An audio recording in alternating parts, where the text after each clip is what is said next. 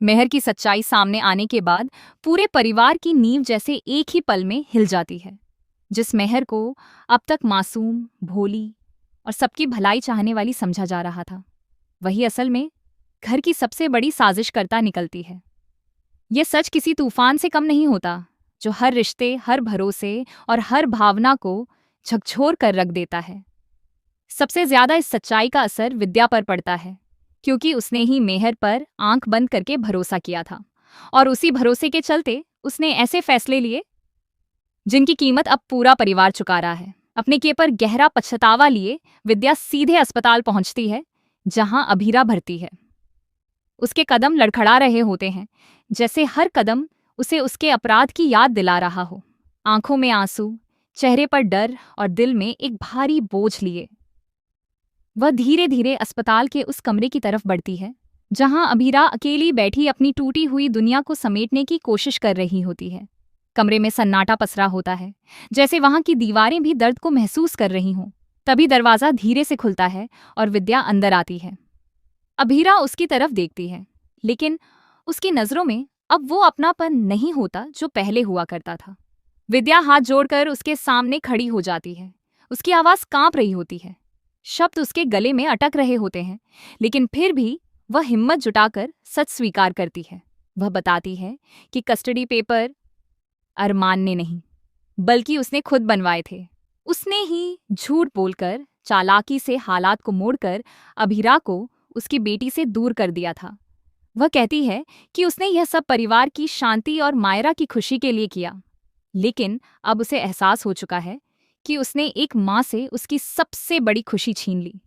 उसकी बात सुनकर अभीरा की आंखों में आंसू आ जाते हैं, लेकिन इस बार वह पहले की तरह टूटती नहीं है।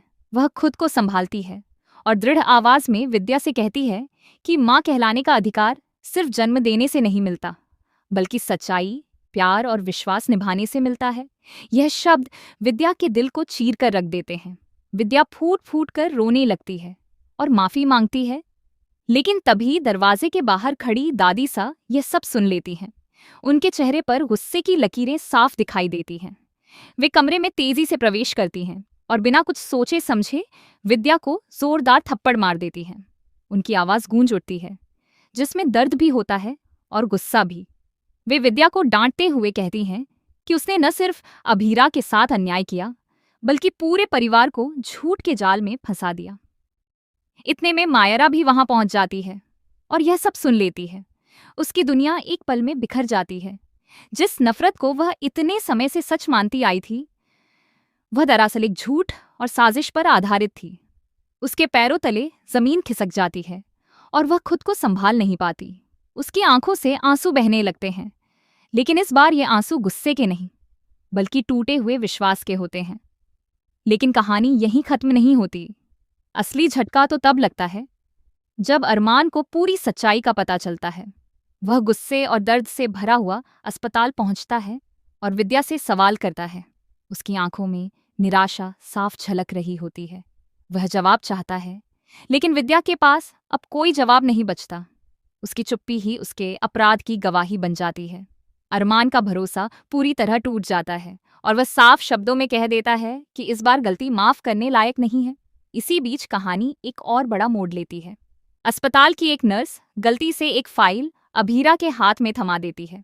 उस फाइल में पुराने मेडिकल रिकॉर्ड होते हैं। अभीरा बिना ज्यादा ध्यान दिए उसे पलटने लगती है, लेकिन तभी उसकी नज़र एक ऐसे दस्तावेज पर पड़ती है जो सब कुछ बदल देता है। उसमें लिखा होता है कि सालों पहले मायरा की डिलीवरी के दौरान एक और बच्चा पैदा हुआ था, एक जुड़वा बेटी। यह पढ़ते ही अभीरा के होश उड़ जाते हैं। उसकी सांसें तेज हो जाती हैं और हाथ कांपने लगते हैं। वह तुरंत दादी सा और अरमान को बुलाती है। तीनों मिलकर उस फाइल को ध्यान से देखते हैं और सच्चाई की परतें खुलने लगती हैं। पता चलता है कि उस रात अस्पताल में काफी अफरा तफरी थी और उसी दौरान एक बच्ची को मृत घोषित कर दिया गया था। लेकिन सच्चाई यह थी कि वह बच्ची जिंदा थी और किसी ने उसे चुपचाप वहां से हटा दिया था। अब शक की सुई सीधे मेहर की तरफ जाती है, क्योंकि उसी समय वह उस अस्पताल में इंटर्न थी।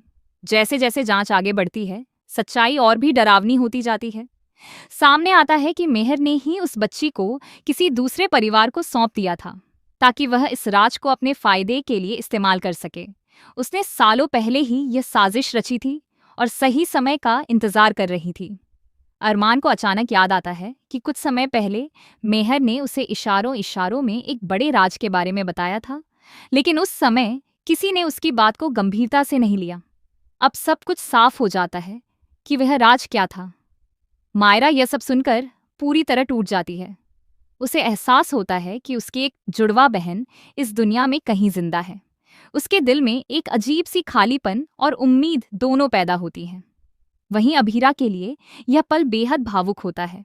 एक तरफ उसे अपनी खोई हुई बेटी की याद सताती है, तो दूसरी तरफ उसे उम्मीद की एक नई किरण दिखाई देती है। तभी कहानी में सबसे बड़ा और चौंकाने वाला ट्विस्ट आता है। मेहर खुद घर पहुंचती है और हंसते हुए सबके सामने खड़ी हो जाती है।